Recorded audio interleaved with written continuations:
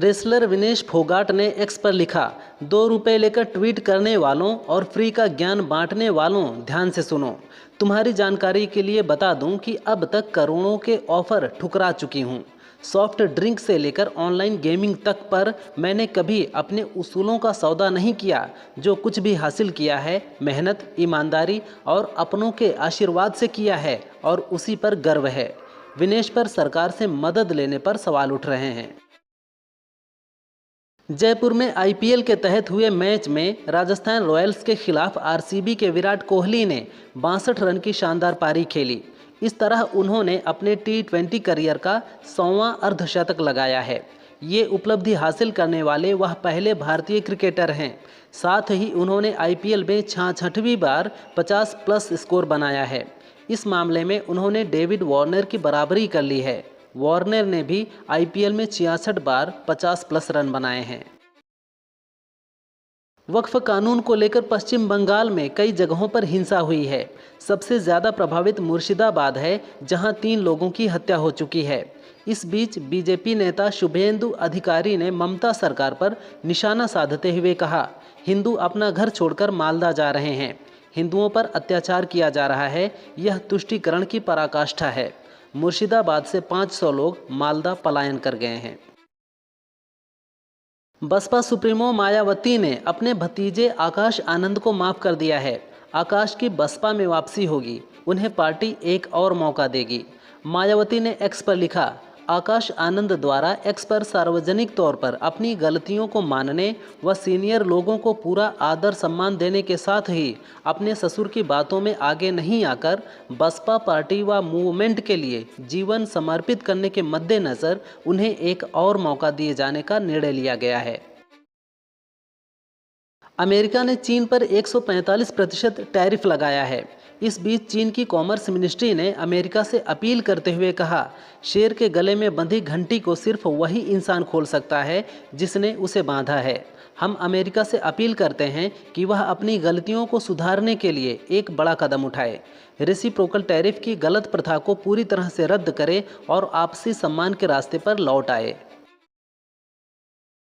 कर्नाटक के हुबली में 5 साल की बच्ची का अपहरण कर हत्या करने वाले आरोपी का पुलिस ने एनकाउंटर कर दिया है।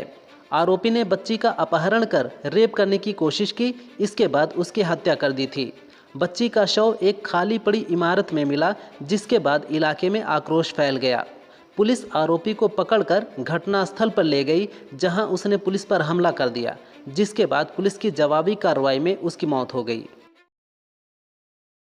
सीएम योगी ने बड़ा ऐलान किया है। उन्होंने कहा कि देश और प्रदेश में वक्फ के नाम पर लाखों एकड़ जमीन पर कब्जा किया गया है। इन जमीनों के कागजात या राजस्व रिकॉर्ड उनके पास नहीं हैं। अब इस पर वक्फ एक्ट के तहत कार्रवाई की जाएगी। यह ज़मीन राजस्व रिकॉर्ड में वापस आ जाएगी। प्रदेश में इन ज़मीनों पर गरीबों के लिए बहुमंजिला इमारतें बनाई जाएंगी। भारत ने फिक्स्ड विंग एयरक्राफ्ट, मिसाइल और स्वार्म ड्रोन को मार गिराने वाले लेज़र बेस्ड वेपन सिस्टम का सफल परीक्षण किया है। 30 किलोवाट की लेज़र हथियार प्रणाली को 5 किलोमीटर के भीतर हवाई खतरों के लिए तैयार किया गया है। इसमें सैटेलाइट सिग्नल्स को जाम करने जैसी एडवांस युद्ध क्षमताएं हैं। अब भारत भी अमेरिका, इजराइल, चीन और रूस जैसे उन देशों में शामिल हो गया है जिनके पास लेटेस्ट लेज़र हथियार हैं। यूक्रेन के दुर्लभ खनिजों के बाद अब अमेरिका की नज़र यूक्रेन की अहम गैस पाइपलाइन पर है। अमेरिका ने रूस के सुदजा शहर से शुरू होकर यूक्रेन के उज़होरोद शहर तक जाने वाली महत्वपूर्ण गैस पाइपलाइन का कंट्रोल मांगा है, जिसे यूक्रेनी अधिकारियों ने गैर वाजिब मांग बताया है। ये पाइपलाइन यूरोप तक रूसी गैस पहुंचाने का एक प्रमुख जरिया है। इस पाइपलाइन को लेकर यूएस और यूक्रेन में तनाव बढ़ गया है।